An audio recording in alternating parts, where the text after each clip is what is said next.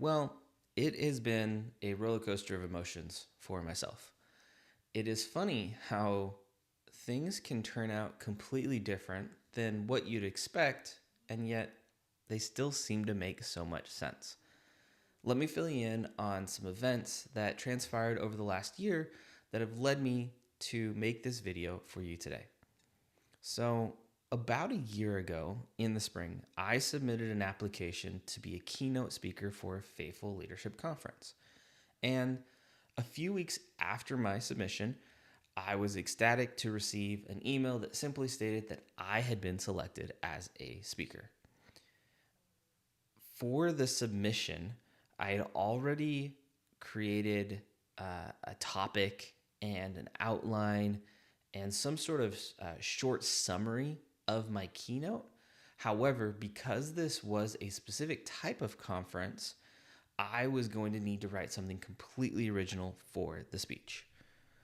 Upon receiving the email of my selection, my nerves, they shot up. And reality set in that I had a lot of work to do. And the conference was just in a few short months. So, shortly after being selected, however, I received a second email stating that due to double booking the venue, the conference would be postponed for a whole year. They asked if I was still interested in speaking, to which I replied promptly with yes. And instantly, my nerves dropped. I calmed down and I thought maybe this is a blessing because it's going to give me more time to write a really good speech. Well, maybe you can relate, but too much time is sometimes worse than a short deadline. And just like I was as a student, I kept telling myself I had plenty of time. And the speech got put on the back burner, like the very back burner. Well, we jump to winter of that year. I got reminded by the conference because my wife saw an event for the conference on Facebook. And she asked me, and she said, "Hey, isn't this the conference you were selected to speak at?" In a proud and confident voice, I responded, "You bet." To which she responded with, "You're not listed as a speaker." My confidence turned into confusion, and I looked at the post to find two other names on there listed as keynote speakers, and mine was nowhere to be found. Being optimistic, I thought, well, maybe I'm still speaking, just not in the same capacity that I thought. Maybe it's not a keynote, even though that's what I applied for and what I thought I was selected for. But, you know, I still get to be involved. I had issues getting some responses from my questions earlier in the spring, so I figured I'll just wait and see how things develop. Well, it went a few months, and I had this uncertainty of whether I was a part of this conference or not anymore. Again, not putting a lot of effort, well, really any effort into the speech because now I was like, I don't know if I'm ever going to give it. Finally, spring comes around, and I receive another exciting email. The conference was on, and I made the cut. Although I wasn't a keynote speaker, I was slotted for a breakout session. I was a little bummed, but still excited to be grateful, or excited and grateful to be a part of, this conference. So I responded to the email with some questions and parameters so I get a better understanding of the role I was playing for this conference and for the event as a whole. I got a prompt reply. So the time came for me to write my speech. I can proudly say that instead of falling into old habits and waiting till the last minute and just like winging it, which is what I did in college, I started early. And by piece by piece, I tackled the project and I spent hours upon hours of writing and editing and rewriting and practicing and fine tuning. And just as my efforts were about to produce a finished product, that is when I received a final email 3 weeks before the event. The conference was canceled. Yep, there just wasn't enough interest to hold the event, and so they had to pull the plug. I get it. I mean, these things happen. I wasn't mad at all.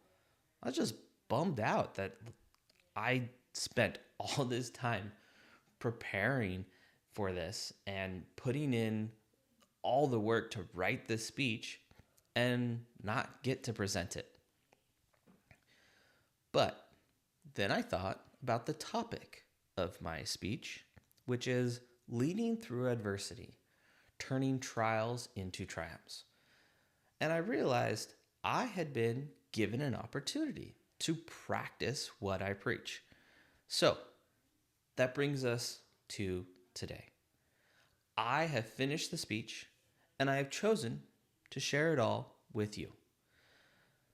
I am taking the disappointment of the canceled conference and I'm turning it into motivation to use my efforts to reach a different audience.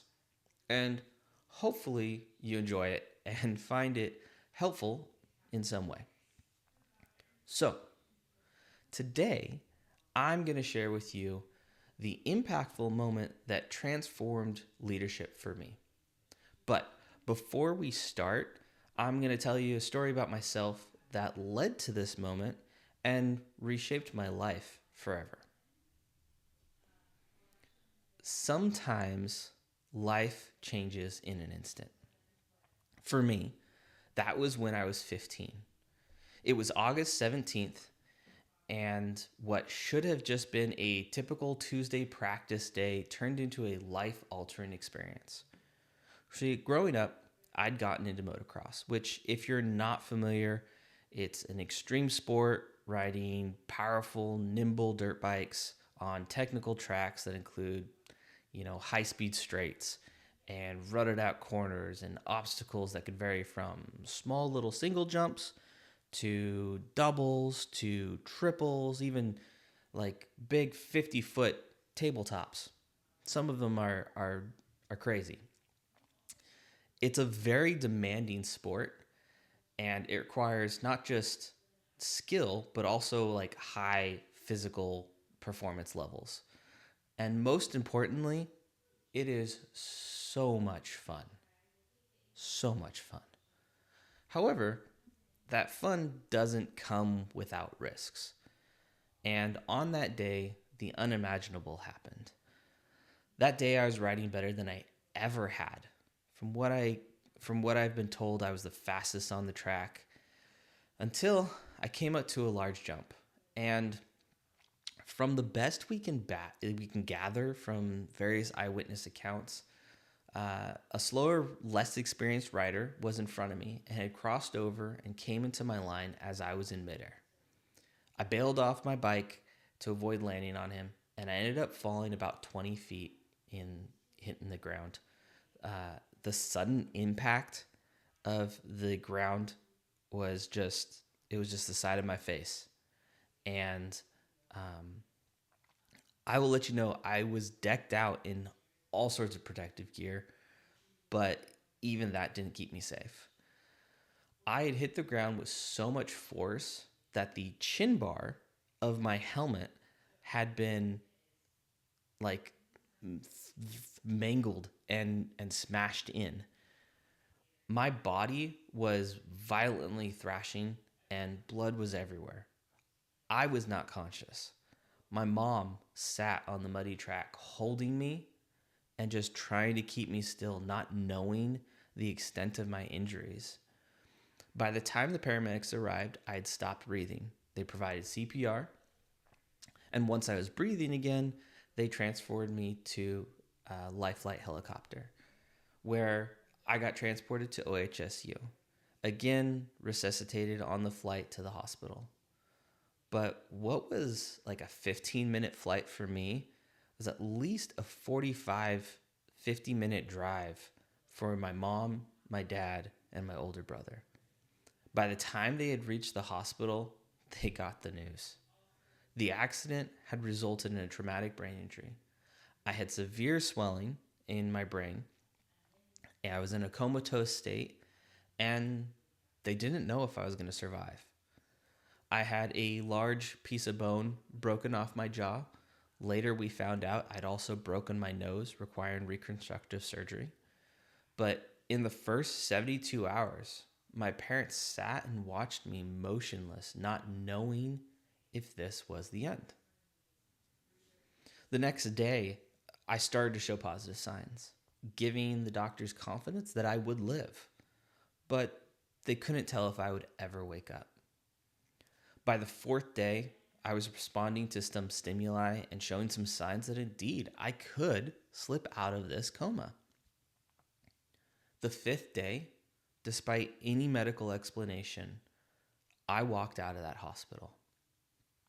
But while I did walk out of that hospital, I did not walk back into the life I had before.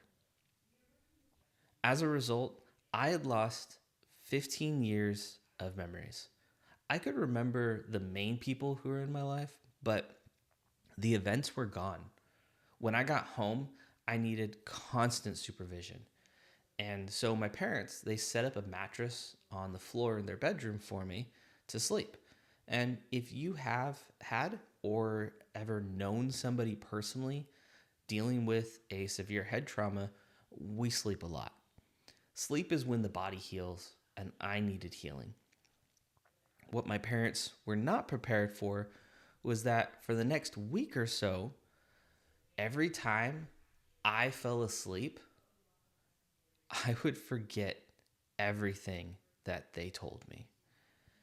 And this part, it breaks my heart for my parents. Your 15-year-old son who just survived a traumatic event despite all odds, and now 10, 15 times a day, he wakes up confused and asks, "What's going on? Why does my head hurt?" And you have to explain to him what he just went through for him asking in complete terror, "Can I ride motorcycles again? Can I play basketball again? Can I do anything again?" At this time, my parents had no idea. They didn't know if I was ever going to be able to do what I loved again. And obviously, they were just happy that I was alive, that I'm still living and breathing. But as a young, athletic, and immature teenager, with all my dreams and ambitions tied to these things, they basically told me my life was over. I was crushed, and they had to do this countless times knowing that this reaction was coming. I don't remember the accident at all. Everything I have told you, to me, is just a story. If it wasn't for the neurological deficiencies, if it wasn't for the headaches and the fatigue and the countless doctor's records, I wouldn't believe it myself. The next few years are spotty for me at best. My brain was trying to heal and failed to retain a lot. I started in various therapies and tried to regain capabilities that I had lost. And once school started up, I went back to attempt to get into my old routine. There were two things that I do remember that might help you understand the season of life that I was trying to navigate. The first is this concept of the old Michael. And that was my goal. That was my sole focus. I figured if I could just keep doing things that I used to be able to do, then I would pick those skills back up and be fine. What I didn't realize is that I was no longer that person. Brain injuries change people. Some are more drastic than others, Personalities can be different after, neurological functions are altered, and very rarely um, do you heal back to 100% of who you were before the injury. I was a kid and I didn't understand, nor did I have the patience or desire to care. My life had just been ripped away from me, and I was determined to get it back by force.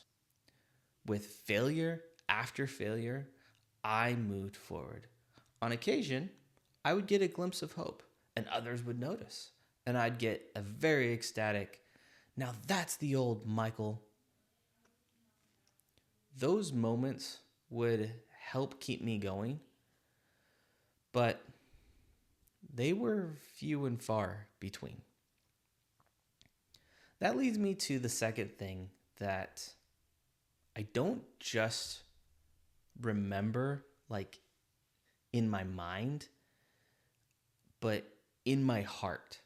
Like I feel it. And that is that I vividly remember the pain and the fear and all the tears. I did my very best to hide it from people, but I'm sure it was just written all over me daily. My parents saw the struggle, all my struggles firsthand, and despite wanting to fix everything, they were pretty helpless. My mom was a teacher at the school that I went to, and not only saw me there, but got constant reports from other faculty, staff, and students. They all watched me get crushed daily, knowing they couldn't fix it. There is a memory that I have that still scares me when I think about it. And I think about the feeling that I had when it happened. I came home from school one day, and as a good student, I sat at the dining room table, got out my homework, and I started working on my assignment. I opened the book, and what I saw didn't make sense. Like literally. I saw writing on the page, but it it it looked familiar, but it didn't make any sense. I couldn't comprehend any of it. My parents came in and saw me and just staring at the page, and they told me that I need to get working on it. I responded with, "I can't read." They assumed that I couldn't focus, or maybe I needed a snack or motivation, so they encouraged me to keep going. And I said, again, like, "I can't read." At this point, I could tell they were starting to get frustrated, and I felt terrible because I wanted to do what they were asking, but I couldn't. And then they paused, and something clicked, and they asked, "What do you mean you can't read?" And that's when I told them, none of this makes sense. I recognize all these things on the page, but I can't read them. At that point, I broke into tears, and they understood. This would not be the last time that my brain decided that it was not going to be literate for a time period, but it was terrifying.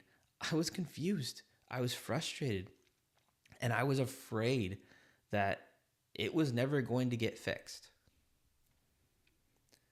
I dealt with severe daily debilitating headaches and constant fatigue, which I still attempt to manage today. That would interfere with all of the aspects of my life. I took constant naps during the day. I was always on pain meds. I struggled to do basic cognitive tasks. My grades and my education suffered. My social life plummeted. My athletic aspirations were crushed. This was the beginning of some of the darkest years of my life. I felt the deepest anger, frustration, loss, pain, fear, sadness, and hopefulness that I have ever experienced in my life. To this day, I can still feel the effects of all of this in my heart. I can feel the crushing weight of all of it just demolishing my soul. Depression doesn't even begin to describe the shadow that loomed over me and within me for many years to come. And it still haunts me to this day. I had no answers. I had no guidance, no hope. And I hated God and hated what he had done to me. In my anger, I fought everything. And it was all an attempt to get back the old Michael. I questioned God and I asked, why me? But in those moments of doubt, what I didn't realize is he wasn't absent. He was shaping me into the leader that I was meant to be. Despite being blinded by my struggles and my focus on reviving the past, God was using me. Although I spent a lot of time alone or just with my immediate family, my challenges in life were public. The entire school saw who I was before the accident and then how different I was after.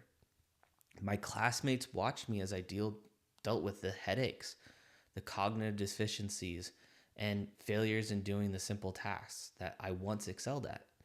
Parents and students saw my mom and how she had to walk through everything with me every day and would not be able to fix it. My life was on display for everyone, and I had no idea. I was so buried by what was going on that I couldn't step back and see anything else. All I know is that if I was ever going to reach my goals, I would need to not give up. Day after day of failures and disappointments, I would tell myself, I can't quit. I gave my very best, and no matter the outcome, I would try again and again. I refused to believe that I had lost everything and that my life was over. I'd mentioned that impactful moment at the beginning, so let's get into that. One of the most frustrating parts of my healing process was it was going extremely slowly. This was painfully obvious when it came to basketball. Before the accident, I was one of the best players. Everyone was looking forward to me getting to high school to grow into a star player for our team. But with the injury, that was now gone. Now the question was, could I even keep up? Could I even make a team? To me, my decisions and movements on the court were split second. And in reality, they were not. They were always a step behind. They were very slow. What I perceived as fast was actually slow. What I thought to be accurate timing was late. Everything I did on the court was wrong. And no matter how hard I tried, I couldn't get it right. I practiced as much as I could. And although I was making some progress, it was not fast enough at all to regain the skills to the level that I had been. So we'll jump to junior year basketball tryouts. If you are an athlete, maybe you can relate to this. Maybe your coaches were like mine, but let me explain to you a little bit about how the tryouts went. First, being a smaller school, a smaller high school, any boys who wanted to try out for a team, whether it was the freshman team or varsity, we all tried out together. It was just one big tryout.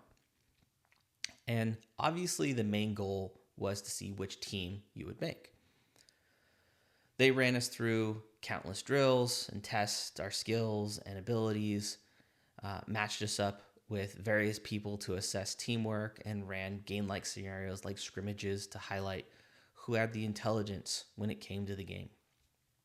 But besides all of that, our coaches also knew that we had very few of us had continued to do conditioning in the off season.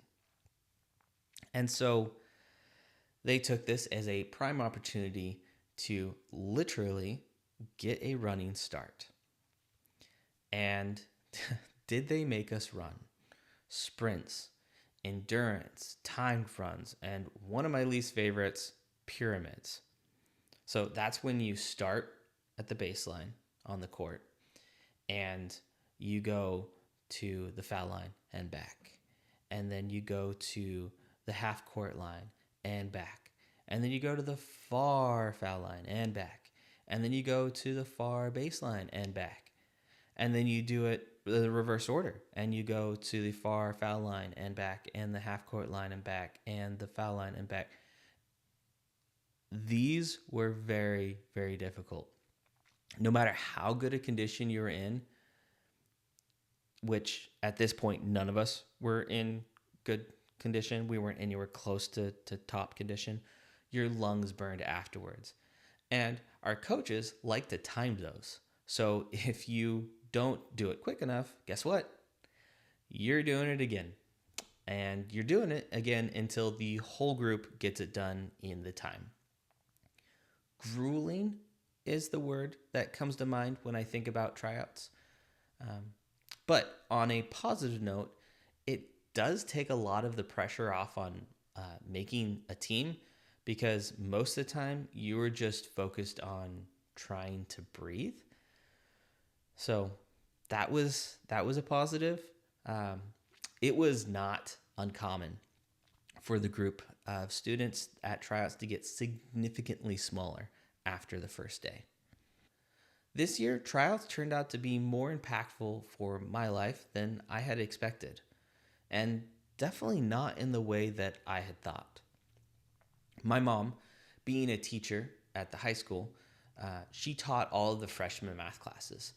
And one day, she was at her desk and she overheard a group of these freshman students that had finished their work, and they were chatting with their friends. And the topic of the conversation was basketball tryouts. In the group, there were two boys that had been going to tryouts, and they asked them, the other friends, they asked them how it was going. And having never been in a high school tryout before, they were exhausted. They described all the drills and the physical punishment that their bodies were going through, and how competitive it was, and how much running they had to do. They told their friends how hard it was and how they didn't think they could make it. And then, through all of the complaining, all of the doubt, and all of the talking of giving up, one of the boys made a comment that would end up changing me forever. He simply said, "If Michael Levitt can do it after everything he's been through, then we can too." I promise I'll wrap this story up at the end, but I can tell you that day I learned something powerful. Leadership isn't about being the strongest or the smartest or the most talented. Leadership is about inspiring others to believe they can keep going even when it's hard. So, how do we inspire even when everything's falling apart and we are struggling ourselves to keep our heads above water? Well, I want to give you 3 steps that you can apply to any challenge that you're going through that I think will help. First, I want to talk about is vision, being able to see beyond the struggle. I'm sure you know that leadership requires vision, not just for where you are, but like where you're going. You know, a lot of businesses have vision statements telling you where they want to be in the future. We all have visions of where we want to be in life. And some people have visions for us, right? Although I don't think anyone thought that I would be speaking here today for you guys. But so many times, then when things get tough, we have a tendency to put our heads down and lose sight of those visions. Solomon, the wisest king, talks about vision in Proverbs, and he says, "Where there is no vision, the people will perish."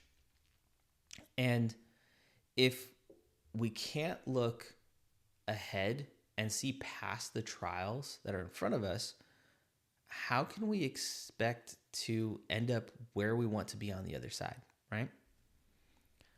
Now, this verse gets taken out of context quite a bit.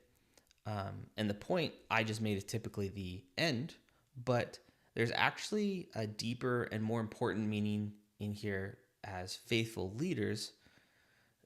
It's important that we understand this because this is why our vision is such an important first step. In different translations, the word revelation is used instead of vision. And here's why that one word is so important. So in the first translation, it doesn't answer the question of where my vision should come from. Many who use this verse miss the power of it. Our vision is not fueled by selfish desires, personal gain, or others' attention. It comes from God. When our hearts are following His desires, the vision for our lives will be revealed. Our job is to seek Him and His calling for our lives so that we can be shown the way to go. So, what is your vision? What impact does God want you to make?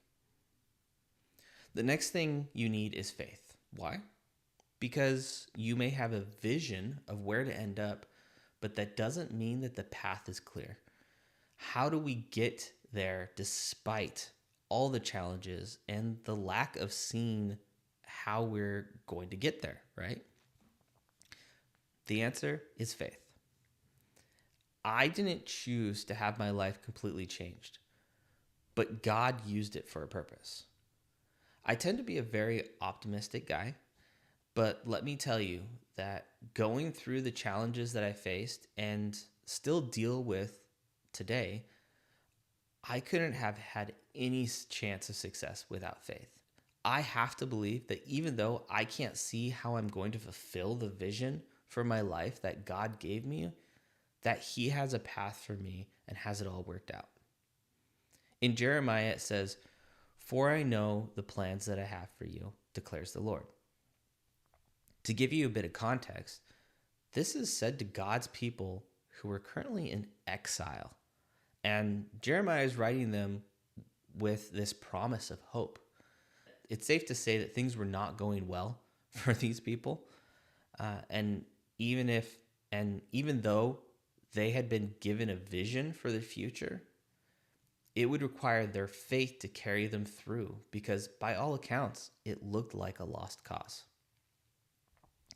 Just in our lives, as we are in the midst of trials, it's not often that we have a clear step-by-step process to follow to get through it, right?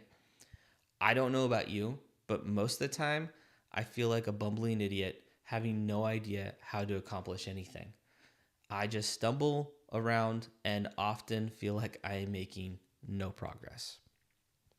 But I keep going because I have faith and choose to rely on the one who knows the plans. Your challenges don't define you. How you trust God through them does. However, vision and faith don't mean anything if you don't follow through with the final step. And that's perseverance. You see,